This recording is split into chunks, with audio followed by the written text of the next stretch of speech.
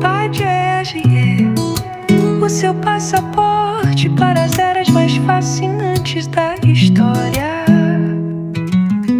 Com o professor Jorge, prepare-se para mergulhar em batalhas épicas. Ideias transformadoras e personagens que marcaram o mundo. Respire fundo, porque o passado vai te encontrar agora.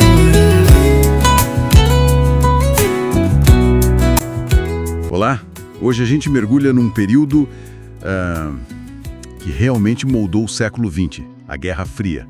Temos aqui uns materiais ótimos que ajudam a entender essa tensão toda entre Estados Unidos e União Soviética, que nasceu ali logo depois da Segunda Guerra. Qual a nossa missão aqui? É investigar as raízes desse confronto, sabe? As estratégias e o impacto que dura até hoje. Vamos lá desvendar isso. Sem dúvida. É um período fascinante mesmo, porque a gente vê duas nações que, foram aliadas contra o inimigo comum, né? E de repente se tornam as grandes rivais numa disputa global por hegemonia. Exatamente. E o centro de tudo era a ideologia. O capitalismo americano contra o socialismo soviético. Uma disputa que, como disse o historiador Mark Ferro, meio que congelou o mundo. Deixou ele ali na beira de uma terceira guerra mundial. E essa tensão era, palpável.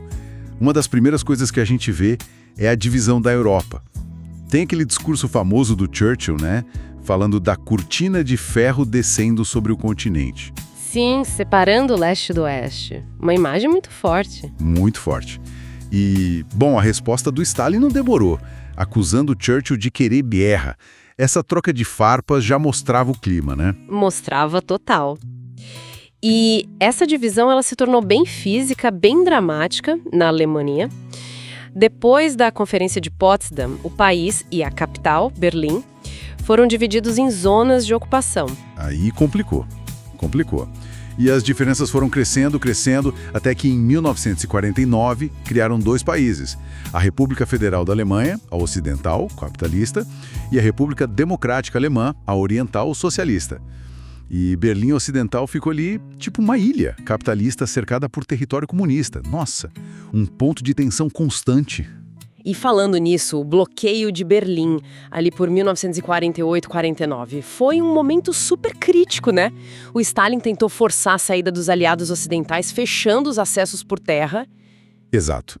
Uma jogada de pressão enorme. Mas aí os americanos responderam com a ponte aérea, abastecendo a cidade pelo ar. Que demonstração de força, de logística. Os relatos que a gente viu detalham isso bem.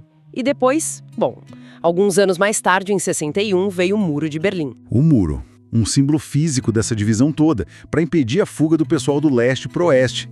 Aí a coisa ficou realmente visível, né? Exatamente. Um símbolo brutal. E, ao mesmo tempo, olha só, os blocos iam se formando. Economicamente, militarmente. Os Estados Unidos lançaram um plano Marshall, para reconstruir a Europa Ocidental. Que injetou muito dinheiro. Muito dinheiro. E, claro, para conter o avanço socialista, consolidar a influência americana.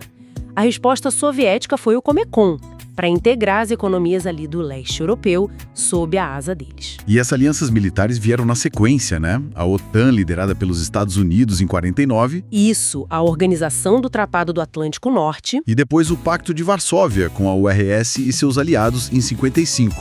O mundo ficou dividido em dois blocos bem definidos, cada um garantindo o apoio para o outro se rolasse ataque. Um mundo bipolarizado, sem dúvida. E não dá para esquecer da corrida armamentista. Os dois lados desenvolvendo armas cada vez mais poderosas. Primeiro a bomba atômica, depois a de hidrogênio. Gerou um clima de medo constante, né? As fontes descrevem isso bem. Um medo muito real. Embora é interessante notar, as duas superpotências nunca tenham se enfrentado diretamente numa guerra aberta. Esse medo, de certa forma, evitou o pior. O chamado equilíbrio do terror. A destruição mútua assegurada, né? Aquela ideia de que ninguém atacaria porque a resposta seria devastadora para ambos. Exatamente. Enquanto isso, tentavam criar alguns mecanismos, tipo a ONU, que foi fundada em 45 para buscar a paz, a cooperação, e a Declaração Universal dos Direitos Humanos, de 48, estabelecendo princípios básicos ali no meio da tensão. E no meio disso tudo, tinha a parte cultural também. Os materiais falam bastante do American Way of Life, aquele estilo de vida americano sendo exportado. São como um modelo de consumismo, otimismo, prosperidade suburbana, era a propaganda do capitalismo, né? Mostrar que funcionava. E ao mesmo tempo, no Ocidente também, tinha o estado de bem-estar social se consolidando em vários países, oferecendo mais proteção social. Isso também era parte da disputa ideológica. Com certeza. Alguns analistas que a gente leu sugerem que sim. Era uma forma de mostrar os benefícios do modelo capitalista democrático, sabe? Para fortalecer a sociedade contra as ideias socialistas, mostrar que o sistema oferecia segurança também. Então, olhando para esse quadro todo, fica claro, a Guerra Fria foi muito mais que só uma briga militar, né? Foi um choque de ideologias mesmo, uma reconfiguração global que deixou marcas que a gente sente até hoje. Alianças, divisões, tecnologias. Exatamente. Definiu fronteiras, influenciou um monte de conflito regional, moldou a cabeça de gerações.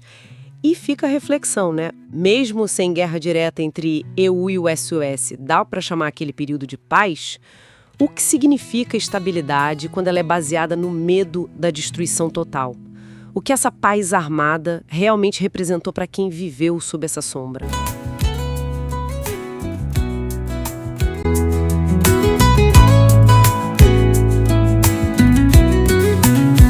Pátio RG, onde a história ganha voz e sentido. Com o professor Jorge, cada episódio é uma viagem que desperta, ensina e transforma. E lembre-se sempre, cuida da sua vida, cuida da sua história. Até o próximo capítulo no tempo.